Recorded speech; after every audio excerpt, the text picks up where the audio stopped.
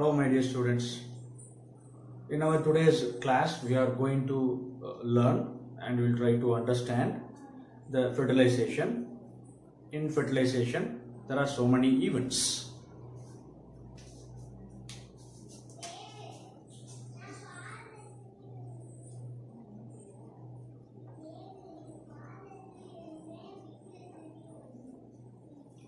First we should understand what is fertilization. Fertilization is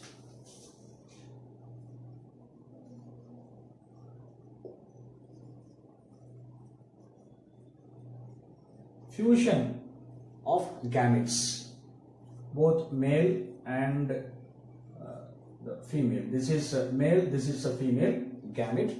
If they fuse together, it results the fertilization. In the angiosperm, the fertilization is called double fertilization.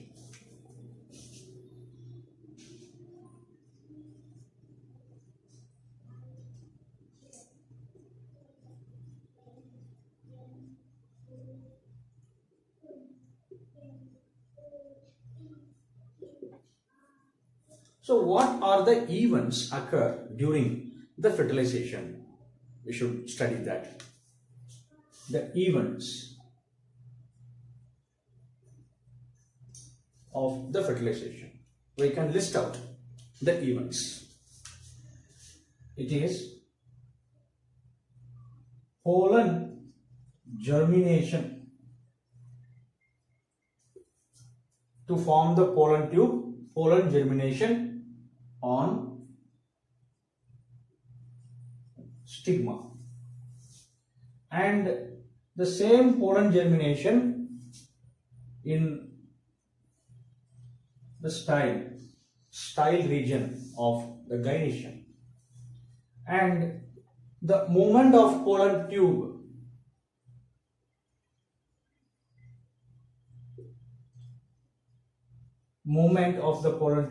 towards the ovule. In the ovule, only in the micropyle region. So towards a micropyle, the pollen tube is moving. And that, what happened? The entry of pollen tube into the embryo sac.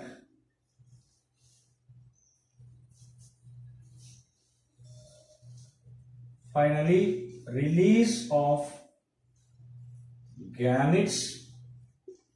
It is followed by the true zygote formation and double fertilization, which results.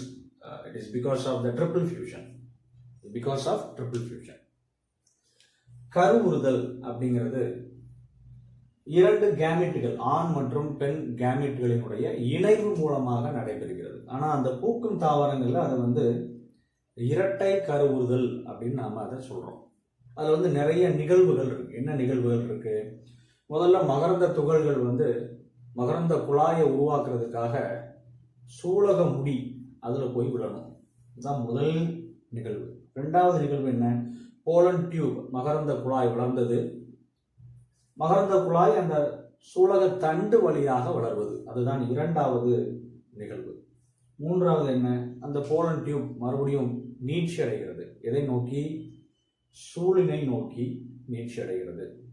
சூழ் துளை வழியாக மட்டும்தான் அந்த மகரந்த குழாய் கருப்பையை அடைய முடியும்.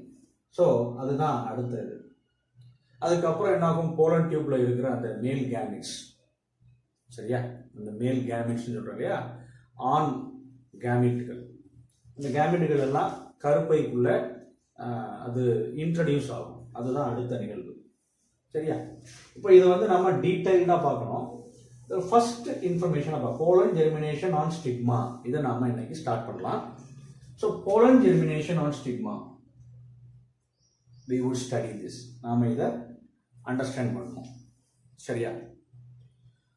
இயற்கையாகவே நிறைய மகரந்த துகள்கள் கைனீசியம் அப்படின்னு சொல்ற அந்த சூலக வட்டத்தினுடைய ஏற்பு பகுதி, அதுதான் சூலக முடி, அதுல விழும். So naturally many types of pollen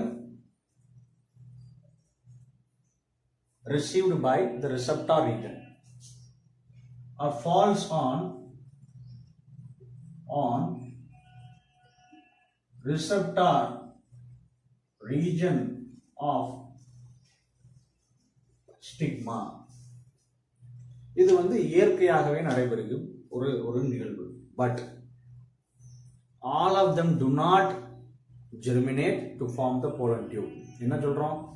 சூலக முடியில் விழுகின்ற எல்லா வகையான மகரந்த துகள்களும் மகரந்த குழாயை உருவாக்குவது இல்லை.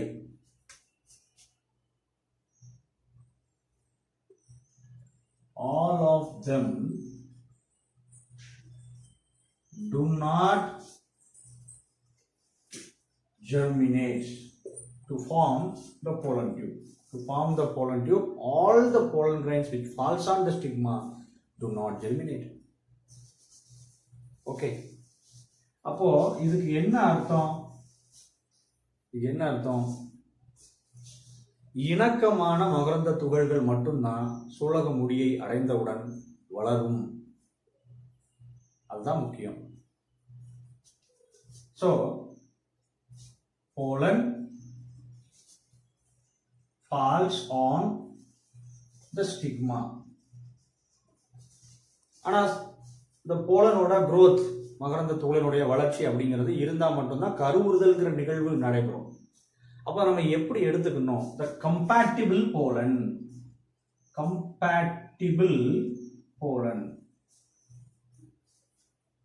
இந்த compatible pollenங்கிறது இணக்கமான மகரந்த துகள், ஒவ்வாத மகரந்த துகள் இல்லை. சோ இந்த compatible pollen ஸ்டிக்மால விழுந்தா மட்டும்தான் அந்த மகரந்த குழாயானது ஜெர்மினேட் ஆகும். So to form pollen tube, there are two important things are present in the stigma. One is stigmatic fluid, another one is pellicle. ஸ்டிக்மால வந்து இரண்டு வகையான தன்மைகள் காணப்படலாம். அது ஒவ்வாத மகரந்த துகளாகவோ இல்லை இணக்கமான மகரந்த துகளாகவோ இருந்தா அதனுடைய பங்களிப்பு எப்படி இருக்கும்? சூலக முடியில் இருக்கிற அந்த சூலக முடியினுடைய பாய்மம் மற்றும் ஒரு உறை, அதுதான் பெல்லிக்கல்னு சொல்றோம். ஸோ இந்த ஸ்டிக்மாட்டிக் ஃப்ளூயிட் எதுல இருக்கும் அப்படின்னா வெட் ஸ்டிக்மா, ஈரமான சூலக முடியில மட்டும்தான் இருக்கும். இந்த பெல்லிக்கல் அப்படிங்கிற ஒரு தனித்த உரையானது எதுல இருக்கும்? ட்ரை ஸ்டிக்மா, இதுல மட்டும்தான் இருக்கும். சரியா?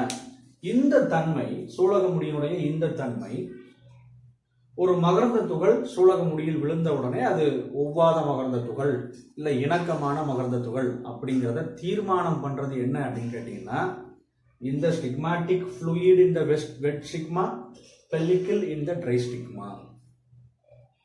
So the compatibility and incompatibility of the stigma, it is facilitated by the stigmatic fluid in the wet stigma, pellicle in the dry stigma. சரியா? இந்த தன்மைக்கு வந்து இன்னும் ஒரு இம்பார்ட்டன்ட் ஃபங்க்ஷன் இருக்கு. The stigmatic fluid in the wet stigma or the pellicle of the dry stigma has one more function. அது என்ன அப்படின்னா pollen rejection reaction, recognition of pollen by the protein rejection reaction. அந்த சூலக முடியில விழுகின்ற அந்த மகரந்த துகள் வந்து அது ஒவ்வாத தன்மை கொண்டது இல்ல இணக்கமான மகரந்த துகள் அப்படிங்கிறத எதை வச்சு அந்த ஸ்டிக்மா தீர்மானம் பண்ணும் அப்படின்னா என்னன்னு சொல்றாங்க?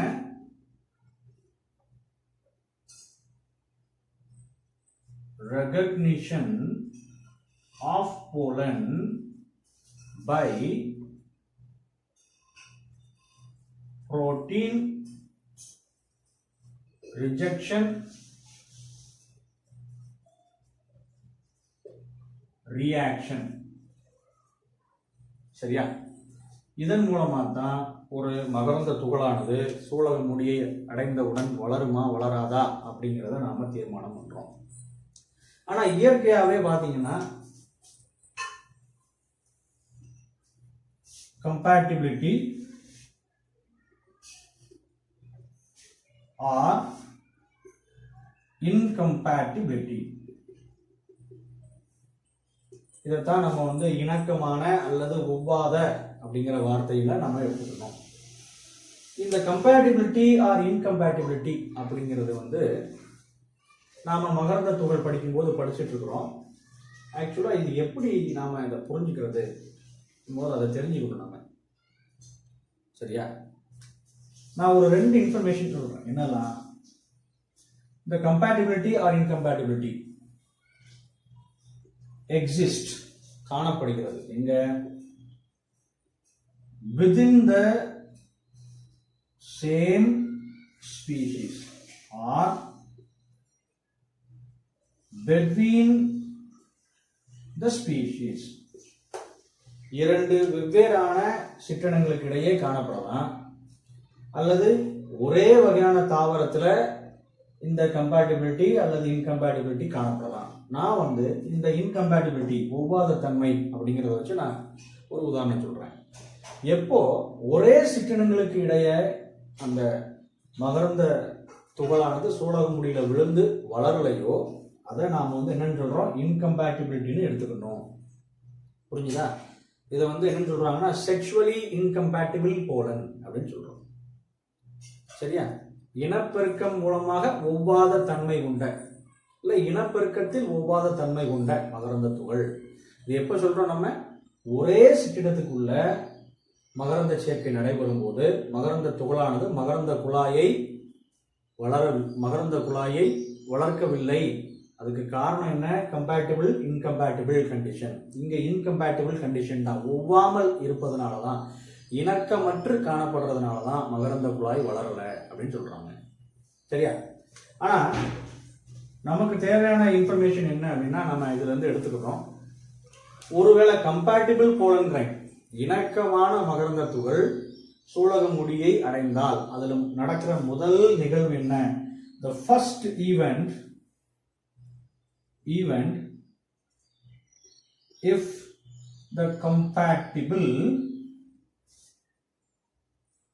pollen falls on the stigma, the first event soon after the compatible pollen falls on the stigma, it is hydration, நீரேற்றம் அடைதல். சரியா? மகரந்த துகளானது நீரேற்றம் அடைதல். மகரந்த துகள், இதுதான் மகரந்த துகளினுடைய அமைப்புன்னு வச்சுக்கோங்க. இப்படி அதனுடைய சர்ஃபேஸ் வந்து ரொம்ப ரஃப் சர்ஃபேஸா இருக்கும். சரியா? இதுல வந்து நம்ம பார்த்துட்டோம், ஜெனரேட்டிவ் செல், வெஜிடேட்டிவ் செல் அப்படின்னு 2 இருக்கு அப்படின்னு பார்த்துருக்கோம். சரியா? ரெண்டும் பார்த்துருக்கோம், ஜெனரேட்டிவ் செல், வெஜிடேட்டிவ் செல். இந்த ஹைட்ரேஷன் அப்படிங்கிறது நீரேற்றம் அடைதல். இது ஸ்டிக்மால விழுந்த உடனே, இப்போ இது வந்து ஸ்டிக்மான்னு வச்சுக்கோங்க. ஸ்டிக்மா மட்டும் தான் நம்ம பார்க்குறோம். Pollen grain if falls on the stigma, என்னெல்லாம் நடக்கும்? இந்த ஸ்டிக்மால வந்து நம்ம 2 கண்டிஷன் பார்த்துருக்கோம். ஸ்டிக்மாட்டிக் ஃப்ளூயிட் இருக்கலாம், அது வெட் ஸ்டிக்மால இருக்கும், ஈரத்தன்மை கொண்ட சூலக முடியாக இருக்கும். அங்க சூலக முடியினுடைய பாய்மம் காணப்படலாம். அது ரொம்ப காய்ந்த நிலையில, ஈரமற்ற நிலையில அந்த சூலக முடி இருந்தா அதுல வந்து பெல்லிக்கல் அப்படிங்கிற ஒரு உரை இருக்கலாம். நான் வந்து இந்த ஸ்டிக்மாட்டிக் ஃப்ளூயிட் இருந்தா என்ன நடக்கும் அப்படின்னு நான் சொல்றேன். ஒருவேளை இந்த கம்பேட்டிபிள் போலன் கிரைன் மகரந்த துகள் சரியான ஸ்டிக்மால விழுந்ததுக்கு அப்புறம், சூலக முடியில விழுந்ததுக்கு அப்புறம் இந்த ஸ்டிக்மாட்டிக் ஃப்ளூயிட் என்ன பண்ணும்னா ஹைட்ரேஷன் பண்ணும். எதை? மகரந்த துகளை. அதனால இந்த மகரந்த துகளினுடைய சர்ஃபேஸ்ல இருக்கிற புரோட்டீன்ஸ் எல்லாம் ரிலீஸ் ஆகும். என்ன ஆகுது? soon after falls on the stigma, the pollen is hydrated and releases the protein எங்க அதை ரிலீஸ் பண்ணுது? ஆன் டு இட்ஸ் சர்ஃபேஸ், அதனுடைய சர்ஃபேஸ்ல அதை ரிலீஸ் பண்ணிடும். அதுக்கப்புறம் தான் ஸ்டிக்மாட்டிக் ஃப்ளூயிட், சுகரி சப்ஸ்டன்ஸ், அது வந்து ஒரு கார்போஹைட்ரேட் மாலிகுல்னு வச்சுக்கோங்களேன். அதில் லிப்பிட் இருக்கலாம், அதனால தான் ரெண்டு ஒட்டிக்கு ஜெல் மாதிரி இருக்கும். ஸோ இந்த கண்டிஷன் தான், இந்த ரெண்டு ஹைட்ரேஷனும் புரோட்டீனை ரிலீஸ் பண்ணுறதும் மட்டும்தான் எதை தூண்டும்? மகரந்த குழாய் உருவாகின்ற அந்த நிகழ்வினை தூண்டும். ஏன்? புரோட்டீன் மாலிகுல் எது வழியாக ரிலீஸ் ஆகும் அப்படின்னா, நாம் வந்து தெரிஞ்சுக்கணும், இது வந்து ஒரு போலன் கிரைன், இது வந்து எக்ஸைன், இதுக்கு உள்ள இருக்கிறது இன்டைன். இந்த இரண்டு உள்ளடுக்கு வெளியடுக்கு லேயர்கள், பாதுகாப்பு உரைகள், இதுக்கு இடையே என்ன இருக்கு? ஒரு மகரந்த குழாயை தூண்டுகின்ற துளை இருக்கு. சரியா? ஸோ இந்த துளை வழியாக தான் புரோட்டீன் மாலிகுலும் ரிலீஸ் ஆக முடியும். அப்படி ரிலீஸ் ஆகிறதுனால வெளியேற்றம் அப்படிங்கிற ஒரு நிகழ்வு, நொதியினை வெளியேற்றுதல் அப்படிங்கிற ஒரு நிகழ்வு மகரந்த துகளினுடைய புறப்பரப்பில் நடைபெறுகிறதுனால வெஜிடேட்டிவ் செல் இது உள்ள ஒன்று இருக்கு இல்லையா, உடற்செல், அந்த செல் அதனுடைய செல் கண்டென்ட், இந்த செல்லினுடைய உட்பகுதியில் காணப்படுகின்ற எல்லா விதமான பொருட்களும் என்ன பண்ணுது? இந்த துளை வழியாக நகர ஆரம்பிக்கும். அந்த நகர்வு தான் எதை நோக்கி இருக்கும் அப்படின்னா, போலன் டியூப் அப்படிங்கிற அந்த வளர்ச்சியை நோக்கி இருக்கும். இதைத்தான் நம்ம வந்து மகரந்த குழாய் வளர்தல் அப்படின்னு நம்ம சொல்றோம். ஸோ இங்க இருக்கிற cellular content, the contents of the vegetative cell moves to the pollen tube, moves to the pollen. எக்ஸாக்டா growth அப்படிங்கிறது எங்க நடக்கும் அப்படின்னு பாத்தீங்கன்னா, the tip of the pollen tube, this is the tip, இதுல மட்டும்தான் அந்த வளர்ச்சி அப்படிங்கிறது நடைபெறும். சரியா? So because of the movement of cytoplasmic content inside the pollen tube, the remaining part of the pollen, it is occupied by the vacuoles. So அந்த சைட்டோபிளாச உட்பகுதி எல்லாமே மகரந்த குழாய்க்கு நகர்றதுனால மீதி இருக்கிற மகரந்த துகளினுடைய பகுதி நுண்குமிழ் பையினால முழுவதுமாக ஆக்கிரமிக்கப்படும். சரியா? So that we have to understand. After the pollen tube formation, the remaining portion of the pollen occupied by what? Occupied by vacuole. இது ரொம்ப முக்கியம். அப்போ இதை நான் ரப் பண்றேன், இந்த பகுதியெல்லாம் இங்க மூவ் ஆகுது. சரியா? இதெல்லாம் இங்க வந்துடுது. இங்க வந்து நம்ம நியூக்ளியஸை ரொம்ப தெளிவாக காட்டுறோம், நியூக்ளியஸ் பகுதி. அப்ப இங்க வந்து என்ன ஃபார்ம் ஆகுது? வேக்யூல் அப்படிங்கிறது ஃபார்ம் ஆகும், வேக்யூல். ஆனா இந்த வேக்யூல் பகுதியையும் the tip of the pollen tube, அதாவது அங்க வந்து இந்த நியூக்ளியஸ் எல்லாம் டிவைட் ஆகி இருக்கும், அந்த பகுதியையும் வேக்யூல் மற்றும் அந்த நுனி பகுதி இதையும் பிரிக்கிறதுக்கு, தனிமைப்படுத்துறதுக்கு காலோஸ் அப்படிங்கிற ஒரு சப்ஸ்டன்ஸ், காலோஸ், இது மகரந்த குழாயினுடைய உட்புறமாக ஒரு ஸ்ட்ரக்சர் ஃபார்ம் ஆகும், ஒரு அமைப்பு உருவாகி இருக்கும். இது வந்து காலோஸ், காலோஸ். சரியா? இந்த காலோஸ் அப்படிங்கிற அமைப்பு தான் மகரந்த குழாய் உருவான பின் அதனுடைய நுனி பகுதியையும் நுண்குமிழ் பகுதியையும் தனிமைப்படுத்துகிறது.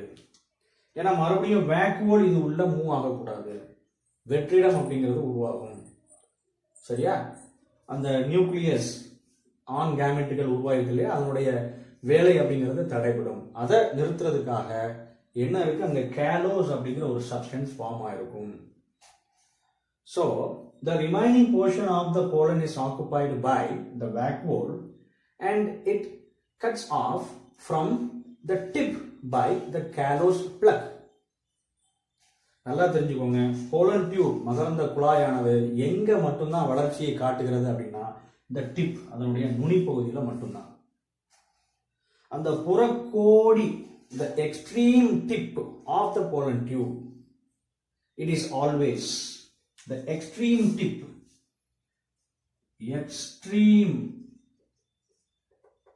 tip of the pollen tube. இது எப்படி இருக்குமா? It is always hemispherical and transparent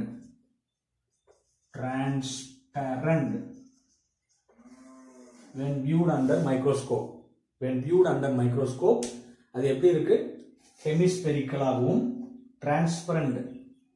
சரியா? ஹெமிஸ்பெரிக்கல்னா கிட்டத்தட்ட ஒரு அரை வட்ட வடிவம்னு வச்சுக்கோங்களேன். அந்த வடிவத்திலையும் டிரான்ஸ்பரண்டா மிக மெல்லிய ஒளி ஊடுருவக்கூடிய அப்படிங்கிற பொருள் கூட நீங்க எடுத்துக்கலாம்.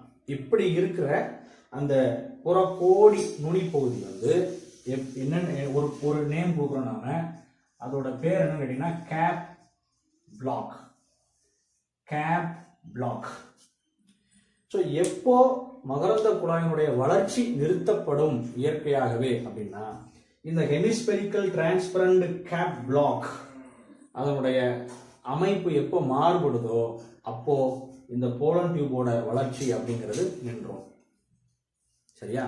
இப்போ நம்ம என்ன பார்த்துருக்கோம் அப்படின்னா நிறைய ஈவெண்ட்ஸ் பார்த்தோம். அந்த ஃபர்ஸ்ட் ஈவெண்ட் என்ன? Pollen germination on stigma.